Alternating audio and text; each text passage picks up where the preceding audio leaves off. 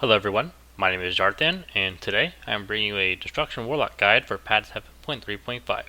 A little about myself, I am a Warlock in the guild Hivemind of US Tichondrius. For this guild, I have played Warlock for the entire progression of this expansion, and including all 3 specs at some point. In this video, I will be discussing what spells we're going to take, what talents, what type of gear we will wear, and how to use the rotation in the first place. Keep in mind, not everything I say you should be taken at heart, as there are several other guides out there that may or may not work better for you. One example of this would be the LOSS website, or Lock One Stop Shop. That is a Warlock ran website filled with tons of good information, and it's really good to check out. I will leave a link in the description so you can check it out for yourself. Now, with that being said, let's go ahead and get this video started. So what is Destruction Warlock? Well, basically Destruction is the Warlock spec that casts fire spells. Destruction gameplay revolves around us building and spending soul shards, something we will get into finer detail later. For now, we will cover the spells of the spec to get this video moving. First on our list will be Incinerate. This is a low damage filler that Destruction uses to build soul shards.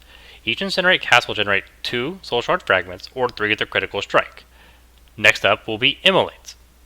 Immolate is a cast that does a low amount of instant damage, as well as apply a fire dot on the target. The damage itself of Immolate isn't really what makes it special, but rather what the dot does for us. Every tick of this dot will generate 1 soul shard fragment. If one of these ticks were to critically strike, then there's an additional 50% chance that the tick will generate 1 more fragment. What this means is that Immolate will serve as our passive fragment generator, while Incinerate is our active one that has to be casted every time for fragments. Now, we have all these fragments, but what do we do with them? Well, we will spend them on the iconic Chaos Bolt. Chaos Bolt is Destruction's most powerful spell, and it also does a massive amount of damage, obviously. It's dependent on soul shards. It costs 2 whole soul shards per cast, or 20 soul shard fragments. So while this is spending them, Incinerate and Immolate are generating these soul shards.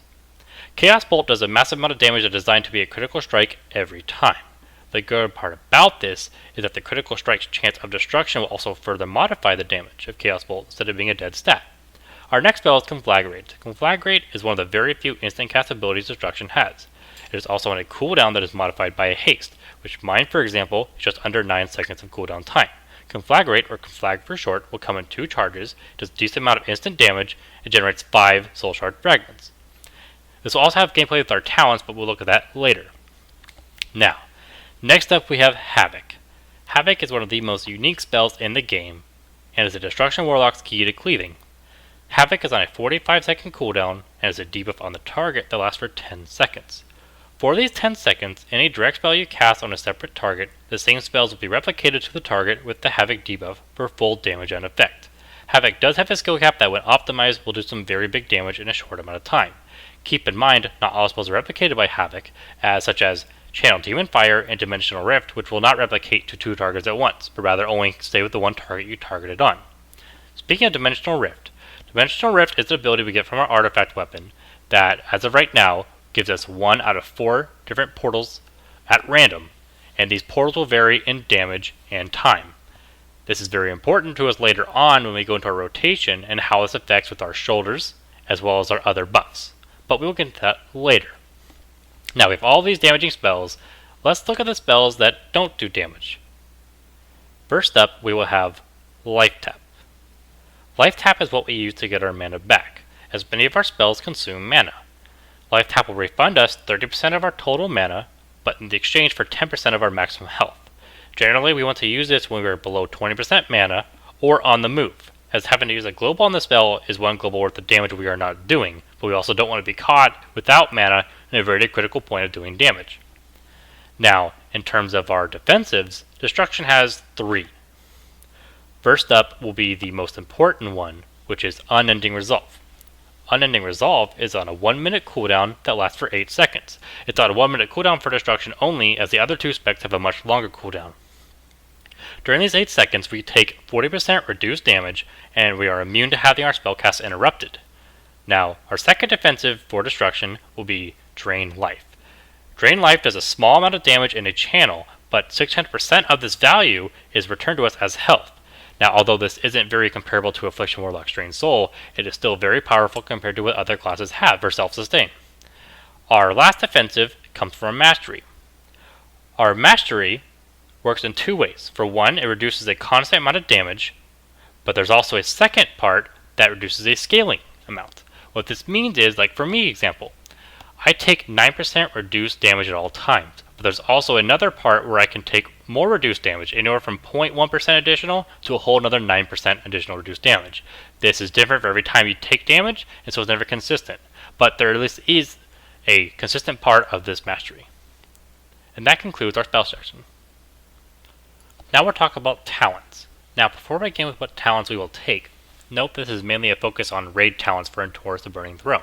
I might briefly touch on the other talents, but I will not be focusing on PvP or Mythic Plus talents, nor do I have the experience to properly have an educational opinion on these modes of play as Destruction. Now, let's start with Backdraft. Backdraft is our go-to talent for all situations.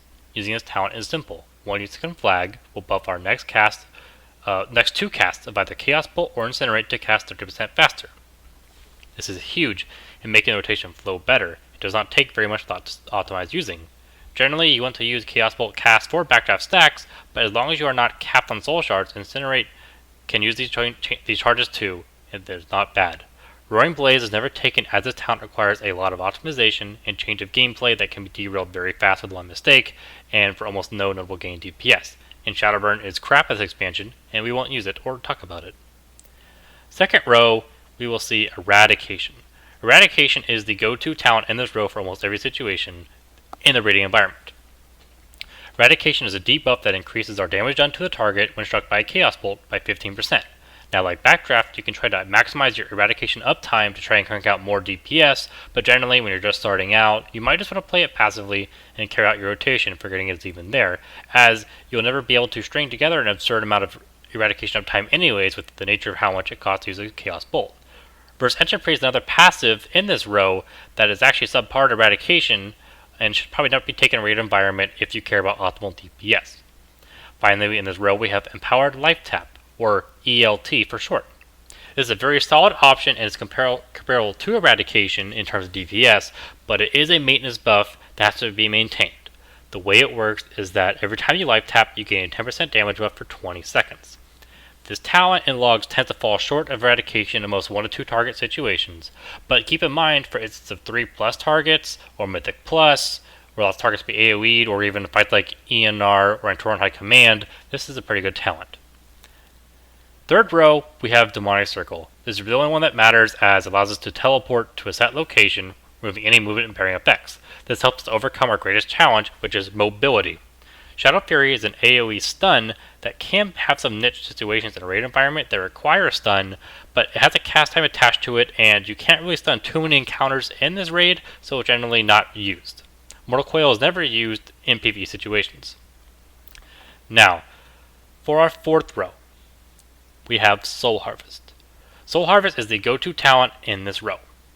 Pretty straightforward, it is a 20% damage buff that lasts for 12 seconds, with an additional 4 seconds per target affected by Immolate to a maximum of 36 seconds. This talent is taken pretty much for every fight, with Fire and Brimstone seeing use on massive AoE pulls. Once again, for say ENR or Antoran High Command, if your raid has very low AoE DPS. What Fire and Brimstone does is it modifies Incinerate to hit every target within a certain range of our current target. Cataclysm falls short of both these talents, and therefore is not used over Fire and Brimstone or Soul Harvest. Now, for our next row, we will have Burning Rush. Burning Rush is pretty much taken for every single encounter, as it allows us to move from one point to another very fast at the cost of low amount of our health. Now, there are situations where the high burst movement is not needed, but Demon Skin or Dark Pact can then be taken this for more defensive capabilities, depending on if you want to deal with consistent damage or high burst damage. Some like taking one or the other for all situations just because they like using Dark Pact more than Demon Skin, whereas others like myself probably prefer the passive one. Note that all three of these don't necessarily affect DPS directly. However, if you need to do a lot of movement, Burning Rush can be very useful, but if you don't do a lot of movement, Demon Skin and Dark Pact might make you live longer, therefore doing more DPS. Now, although I prefer Demon Skin in a raid environment for the most part, I do believe Dark Pact to be one of the most powerful things Destruction has when going into Mythic Plus. because when you get to higher keys of Mythic Plus, there are several mechanics that will kill you instantly unless you have some form of defensive, so keep this in mind when choosing a talent that it fits your playstyle the most. Now, for our 6th row, we will take Grimoire of Service pretty much every time. This talent allows us to summon an additional imp as a cooldown for a duration of 25 seconds.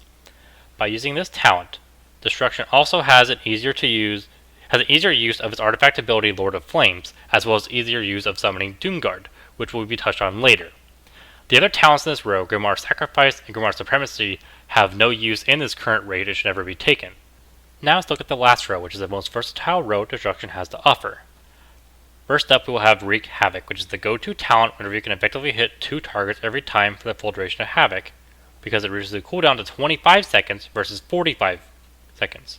Now for single target situations, and even 3+ target situations, Channel Demon Fire is the go-to talent as it does a lot of damage and helps smooth out a rotation by giving us something else to use besides Incinerate. Now, Soul Conduit is pretty lackluster compared to CDF, but it's still a very potent talent with good RNG, could even be better than CDF, although not likely. And if you're just starting out Destruction and find CDF too difficult to use, it's a very strong alternative for most situations. Okay, so now, what do we wear for Destruction? Well, for one, you want to acquire the Entor's 4-piece set, as we do not use a 2-piece 4-piece combination, so we're going to want the highest level gear possible, which will be from Entor's the Burning Throne. Now the 2-set bonus will increase our crit chance of Incinerate by 40% for 8 seconds when we cast a Chaos Bolt, so this basically means our Incinerate will generate the most amount of Soul Shard fragments possible on most of our Incinerate casts. Now, the 4-set will deal an additional 12% of its damage from a Chaos Bolt as a dot on the target for 4 seconds. Although this seems pretty halfway decent, it really only accounts for about 2-3% of overall damage in a single target fight, which isn't very much for a 4-set, however, there's no reason not to have it. Now, what type of trinkets we're going to run? Well, for one, we need a Pantheon trinket. Now, Amethyll's Vision is obviously desired, but we may only have a Norgunna's Prowess to work with, and that's just perfectly fine. The other trinket we're going to want is the Acrid Catalyst Injector. Now, mine may only be heroic, but generally this trinket is very powerful, and any level you have will probably be the best.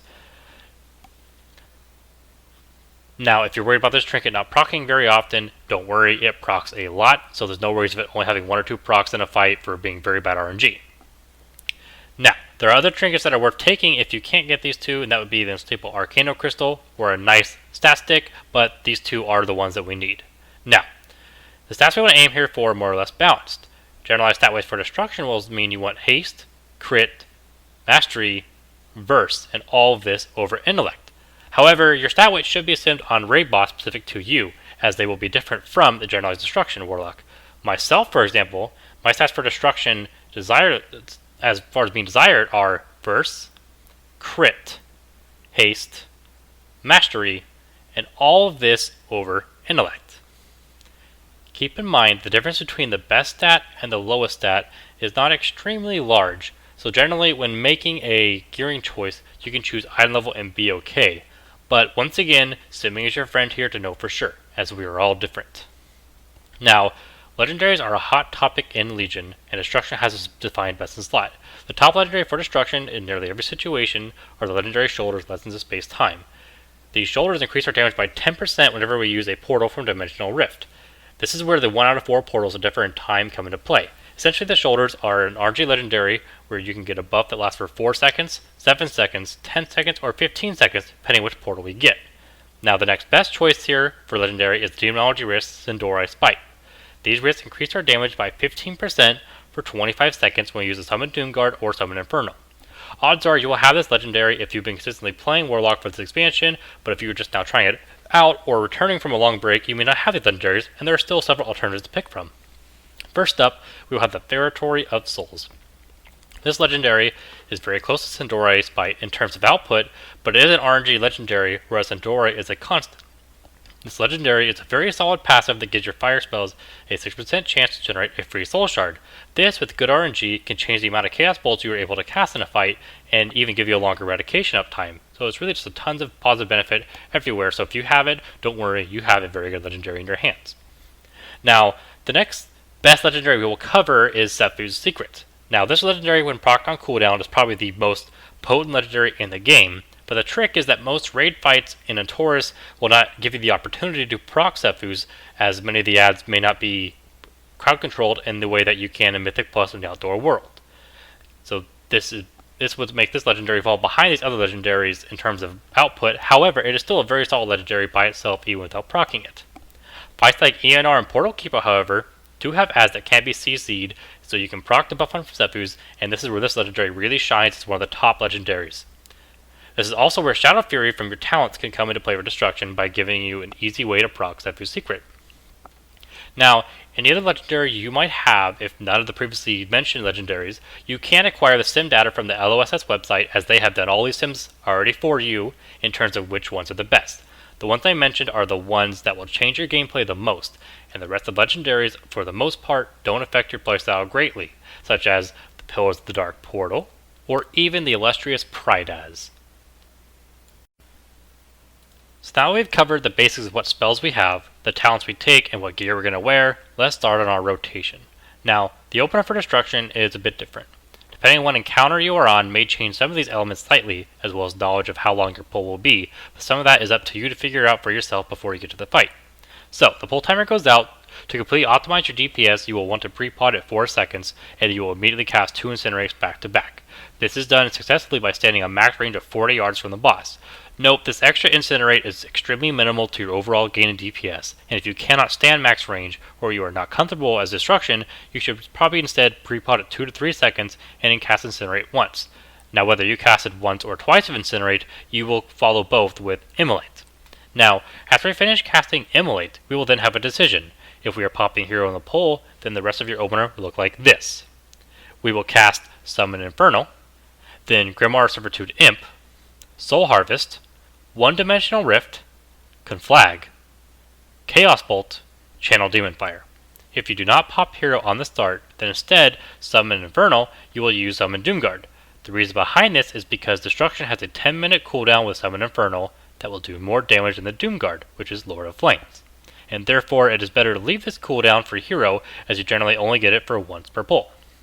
Now, after finish channeling your Channel Demon Fire, you will then go into a series of building and spending Chaos Bolts, while you are also paying attention to your buffs from Centauri's Bite, Lessons of Space Time, and Soul Harvest. Because you have 3 charges of Dimensional Rift, you only want to use 1 charge at a time to get the full span duration out of your shoulder's buff. You will then do your best to overlap this with the other cooldowns. Keep in mind that if you have a Dimensional Rift already active, and your Rift charges gain a stack, and you are once again capped at 3 charges, you will immediately use a new Rift regardless of how much time you have left on your preceding Rift. If you do not have Centauri's Bite, then the only buff you have to concern yourself with is Soul Harvest in regards to your Lessons of Space Time. If you also don't have this legendary, then your opener changes slightly, and that if a hero is popped, you can pop all 3 charges of Dimensional Rift at once, and then use them freely as you see fit. A good way to use them is on periods of high movement. Outside of Hero and Soul Harvest, you do not want to completely use all your Rifts, however, because the Rifts you can combine with your Soul Harvest later will also do increased damage. Now that your Soul Harvest and Centauri's Bite have ran out, we go into a maintaining phase. Here, you will fill with Incinerate, maintain your Immolate uptime, and use Chaos Bolt at 4 shards. By doing this, you can dump 2 shards with a Chaos Bolt, build for a few seconds, and then use another Chaos Bolt, extending the duration of your eradication, and continue to build and spend as you see fit. Make sure you use Conflag stacks when available, as well as Channel Demon Fire when it is also available. Note that because CDF is a channeled spell, and as soon as you use it, it will go on cooldown, but you will have to still stand still to get the maximum benefit out of it. If you move during this channel at any point, you will stop the channel and you'll have to wait for it to come back off cooldown before using it again. Only use Dimensional Rift charges if you will cap, otherwise always try to set on about 2 charges outside of your buff/hero. During this phase of our rotation, we are basically just waiting for our cooldowns to come back up. The first of these to come back up after your hero/burn phase will be your Grimserve Imp. Now when this is back up, you will use it immediately, and then followed by 1 charge of Dimensional Rift, and then you will continue to maintain the rotation. You'll only want to use 1 charge on the Imp, as you will have Soul Harvest back up soon. When it is back up, pop Soul Harvest, use at least 1 charge of Dimensional Rift, and just DPS your heart out. Despite having Soul Harvest up, I would recommend you keep also 1 charge of Dimensional Rift up. The reason for this is because in less than a minute of using that Soul Harvest, your next buff is going to be Centauri's Bite combined with the Grimoire Servitude Imp. When this happens, if you already used your Summon Infernal, you will now use your Summon Doomguard. And if you didn't use your Infernal at the start, and let's say the boss will die soon or hero is about to be popped, you will use your Infernal here. Now, if you have an awkward time fight, say like a 5-minute encounter, it is best to save your Sindori Spite buff until you get your next Soul Harvest up, so you can then combine them together. Now, if you don't have Sindori Spite, you will still do the same thing as buffing your Doomguard or Infernals with Soul Harvest, because this is always beneficial at this point in the fight, and that is the generalized rotation for the spec. Now, you'll always spend your Soul Shards to avoid capping. You'll never let Conflag cap at 2 stacks. You will never let your Immolate fall off. You will use Channel Demon Fire on cooldown, and never capping your Dimensional Rifts. So that being said, let's see this all in action. Okay, so I know the opener might seem like a lot at once, but I'll go ahead and show it to you so we know what we're talking about. So, let's get DVM Pull Timer 10 in. I'm going to stand here at maximum range. Now, I'm bad and didn't summon a Imp first, so don't do that. Now I'm going to pre-pot, Incinerate, Immolate, Summon Infernal, my Grimserve Imp, my Rift, my Soul Harvest, my Conflag, my Chaos Bolt, and then my Channel Demon Fire. Note, I already lost my Rift buff, so I proc another one. Gotta Incinerate, cast, and a Conflag in. Pop another Rift, because the other one's about to expire once again. Recast Immolate, Incinerate, Conflag, Chaos Bolt, and now the buffs are almost out. So at this point, I've just now finished my burn phase, and I'm now going to a maintaining phase. And that is the opener for Destruction. And this is the maintaining part of the phase. Now, because we have a pretty high stack of rifts, we will use one here so we don't cap early, because there's no buffs coming up for a long time. Chaos Bolt into Channel Demon Fire. Keep in mind, this is where you start optimizing Eradication uptime, where you spend a few spells, let Eradication tick down, then try and catch Chaos Bolt to refresh it before it ticks away. Now, for sake of this video, we're going to pretend like this fight is a 3.5 minute fight, so I can show you what I mean by saving cooldowns. But for the most part, this is the rotation for Destruction. Note that was a longer cast like Chaos Bolt because I have any backdraft stacks up at the time, but that's perfectly okay, it happens. Now, I'm doing a pretty poor job of refreshing my Eradication buff from back to back, but once again, I'm not always perfect with it. Now, Soul Harvest is going to be up in about 30 seconds, but our Summon Doomguard won't be up for a long time. But I will use my Grimserve Imp here and use a charge of Rift here, because if it's a 3.5 minute fight, I can at least get in one more Imp before the Doomguard comes back up. So we're casting here. Now note, I only popped one Rift with the Imp. It happened to be a long Rift, but all the same, I'm only going to use one with it. And keep in mind, that's one buff after so long, and we're still over 2 million DPS. Destruction actually does a lot of single target damage compared to Affliction, when Affliction cannot abuse his artifact. I also prefer Destruction because it's very consistent gameplay, and there's not as much RNG in between pulls like there is with Affliction. Okay, so we got 40 seconds left on the Doomguard, so we're still going to maintain here, although we are keeping an eye on our rifts and the rest of our resources. When you do go into a burn phase, you want to try and have a higher amount of shards possible, because you're going to spend at least one shard on the Doomguard or Infernal, and you're going to spend another one on the Imp, and then shortly after popping your buffs, you're going to start going into Chaos Bolts very fast. So we're just maintaining. Keep in mind, I am live tapping a little bit liberally here, but you never want to be caught in a DPS situation where you're out of mana, because you will lose a tremendous amount of DPS. Okay, so Doomguard's almost up. We're keeping an eye on our stacks. Keep an eye on our resources. We're going to refresh Immolate. Get the Eradication back up. Get a couple more casts in to build shards. We're going to use a Channel Demon Fire. Now we're going to go into the burn phase again. We've got a Doomguard, an Imp, Soul Harvest, Rift, Conflag, Chaos Bolt, Incinerate, Conflag, and Immolate, another Rift after Chaos Bolt. Cast Incinerate. We got Channel Demon Fire after this Chaos Bolt. And we're just keep on casting Incinerate. We still got a little bit of Centauri left. Now we're going to say the fight's about to end, so we're going to pop another portal just because. And we're going to say the fight ends at about here. And that is your Destruction rotation. Okay, so at this point I'll show a very brief example of what Destruction AoE is like, and basically for Destruction AoE, the only true baseline spell we have is Rain of Fire. So to start off, we will take all these imps and immolate all of them. Now we have 3 soul shards, so now we can take Rain of Fire and cast it on them. And that is basically the extent of Destruction AoE. We can also use Channel Demon Fire, which does a lot of blast damage, and therefore if targets are grouped up, it does a lot of damage. Now we're going to refresh Emulate here. We're going to cast Havoc on one imp and start casting on the other to pump through, just to show that even on 4 targets, it is still very valuable to use your Havoc on cooldown. It takes a large amount of adds to make Havoc a DPS loss versus just using your Rain of Fire and casting your Immolates. And that's essentially the extent of what you do. It's not too exciting, but then again, neither is Affliction.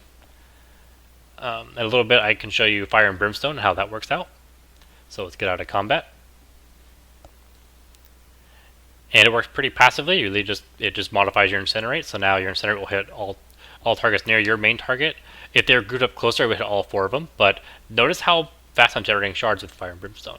So it's very, very good for generating shards in terms of AoE and getting Rain of Fires out. But that being said, even with this, you're probably better off using AoE as Affliction or even Demonology. And that is why I'm focusing on the single target raid environment of the spec. Okay, now we talked about the rotation. Let's focus on something very special, and that is Havoc.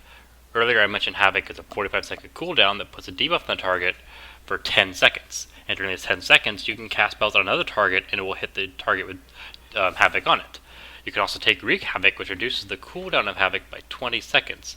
This is a very strong talent if you're running a 2-target boss, such as, say, Fellhounds and Sargeras. So let's see what it looks like. So let's say we're fighting Heroic Argus, and we're DPSing the last phase, and we notice a orb comes up. We can switch to the orb, cast Immolate, go back to Argus, hit Havoc, now go back to the orb, and then spam as many Chaos Bolts with Conflags weaved in as we can. This is because we have a 10-second window to work with. Now here I got 3 Chaos Bolts in, 2 Conflags, and about 2 Incinerates. It's a pretty good use of my Havoc window, as I did maximum DPS with the max amount of Chaos Bolts. As getting 4 or more Chaos Bolts in is very hard because we have only 10 seconds to work with, and Chaos Bolt takes a little bit longer to cast.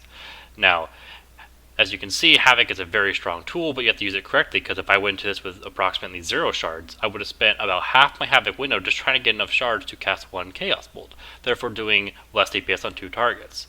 Now, there are limitations with Havoc, as not all of our spells are actually replicated. So for example, I put Emulate on one target, I put Havoc back on the main target, I use Channel Demon Fire, but the Channel Demon Fire only goes to the one target I'm targeting. And the same thing happens with Dimensional Rift. Basically, Dimensional Rift and Channel Demon Fire do not work with Havoc at all. Simply, you can only use Chaos Bolt, Conflagrate, Immolate, and Incinerate. But that being said, these are still very good to have, and it just means in your Havoc window, you want to maximize your uptime with Chaos Bolt, then Conflag, and then Incinerate. Note, if something were to only live for about 6 seconds, it may not be worth your time to cast Immolate on it first, and you may just want to cast Havoc on the first boss, and then go instantly into the second target and just DPS what you can before it dies. And with that, I'm concluding this guide for Destruction Warlock for Towards the Burning Throne. Now, although I did make this guide for Destruction, keep in mind I played 10 out of 11 bosses on Mythic difficulty as Affliction for progression in this raid, while the exception was Argus, where I played Destruction.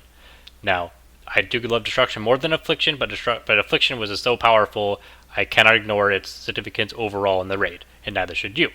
However, if you do want to play a spec for fun, I highly recommend Destruction. Now, this is my first video, as I'm sure it's pretty apparent. I probably made lots of mistakes, or delivered content in a way you see as unfavorable, and I am open to suggestions or criticisms you may have that are constructive. And if you have any questions about Warlocks, leave in the comments below and do my best. If you have any video suggestions, if you think I did a good job, I might actually try and do them, as I want to do a Mythic Argus Destruction Guide. Now, in the video description, I will have a link to the LSS website, and with that, I will see everybody later. Thanks for tuning in. Have a good night.